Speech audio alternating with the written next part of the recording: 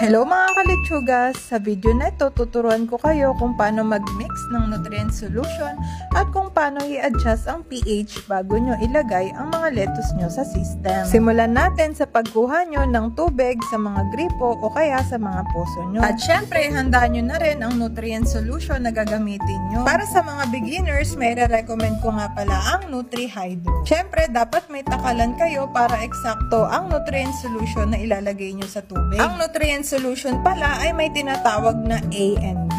Kahit ano, pwedeng mauna, pero dapat hiwalay mo silang imimix sa tubig. 2 ml per liter ang concentration ng nutrients na ilalagay natin sa tubig. Since we have 6 liters of water, 12 ml ang ilalagay natin sa tubig. Pagkatapos nyo nga itong imix, kailangan mag-antay muna kayo ng 1 minute para ilagay ulit yung panibagong nutrient solution. Kailangan nyo talaga siyang i-mix to make sure na yung nutrient solution ay nakahalong mabuti sa tubig. At pagkatapos nyo ngang mapaghalo yung A and B sa tubig nyo, it's time to measure the pH. Ang initial reading ng pH ng ating nutrient solution, kung makikita nyo ay 6.20. So, kailangan pa natin siyang ibaba sa 6.0 para maganda ang nutrient uptake ng roots ng ating mga lettuce. So, gagamit nga tayo ng pH down by NutriHydro ulit. NutriHydro, baka naman, doon sa tubig natin. Ang ginagawa ko nga pala dito, tansya-tansya na lang, wala siyang ml per liter.